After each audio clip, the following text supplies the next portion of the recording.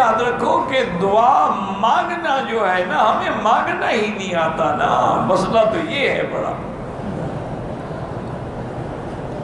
اللہ سے عاجزی سے مانگیں، گڑ گڑا کے مانگیں، تضرع سے مانگیں، اول آخر درود شریف پڑھ کے مانگیں، حمد و ثنا کر کے مانگیں،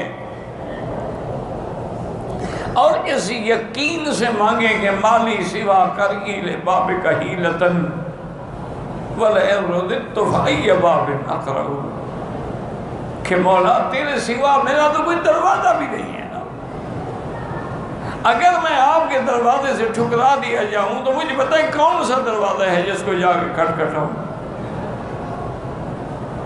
آگے کتنی عجیب بات کی ہے شاعر نے، ان کان لا یرجوک الا محسنا،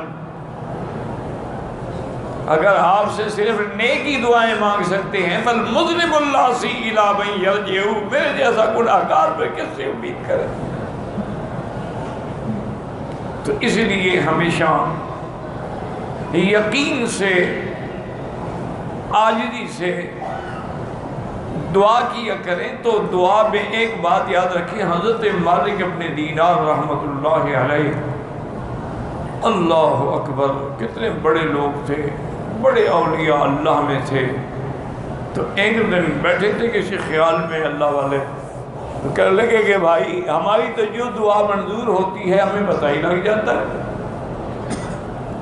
اور جو دعا ہماری منظور نہیں ہوتی ہے اس کا بھی ہمیں پتہ لگ جاتا ہے کہ یہ دعا منظور نہیں ہوئی۔ تو ساتھیوں نے عرض کیا کہ حضرت کیسے پتہ چل جاتا ہے؟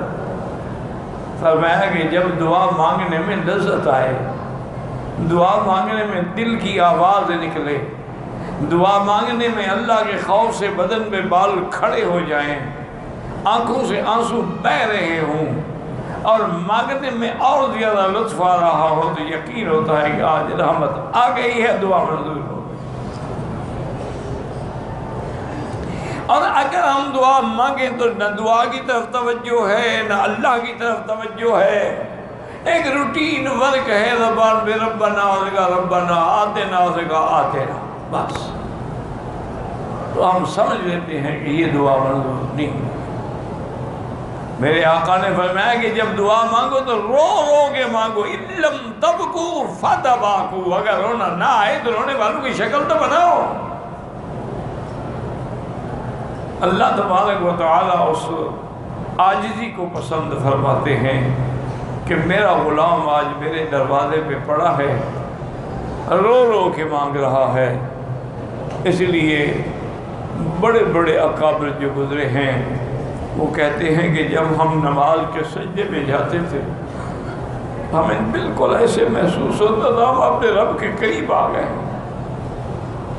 اسی لیے آپ دیکھیں نا کہ نماز میں کیا کہتے ہو سجدے میں، سبحان ربی ربی الاعلی۔ یہاں یہ نہیں ہے کہ سبحان رب الاعلی، ربنا الاعلی، ربی یہ ہے میرا رب،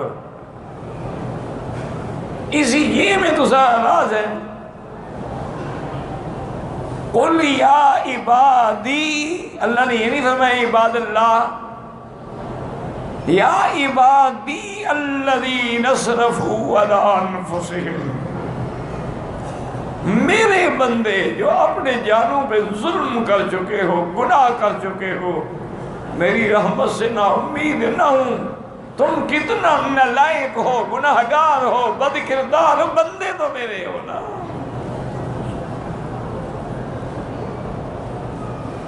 اسی لیے علماء نے لکھا ہے کہ جب یہ آتی ہے نا، یہ جو نسبت ہوتی ہے جیسے بیتی میرا گھر، ورنہ اب یہ تھوڑا ہے کہ کعبۃ اللہ میں اللہ بیٹھے ہوئے ہیں،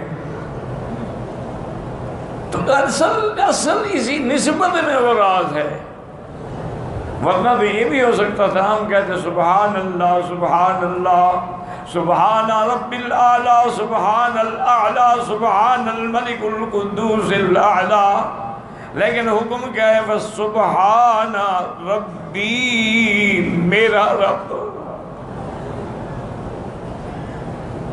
اس کو بزرگوں نے لکھا ہے کہ جب بچہ روتا ہے کہتا ہے میرا ابا، تو پھر باپ کو بھی رحم آتی ہے۔ تو تم بھی جب کہتے ہو نا کہ میرا رب، تو پھر رب کی رحمت بھی جوش میں آ جاتی ہے۔ تو اس لیے ہمیشہ ہم دعاؤں میں، اور خاص طور پہ جو سجدے میں دعا ہے، وہ یقیناً منظور ہوتی ہے۔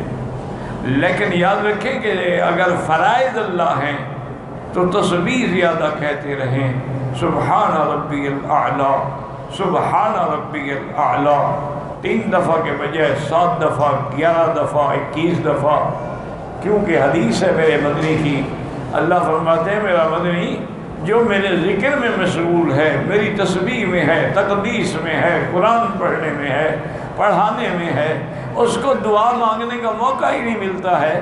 آتیتہ افضل ما اعطی السائلین، میں اس کو مانگنے والوں سے بھی زیادہ بہتر بدلہ دے دیتا ہوں۔ اس لیے یہ تسبیح جو ہے نا، یہ بھی دعا ہے، یہ لا الہ الا اللہ جو ہے یہ بھی دعا ہے۔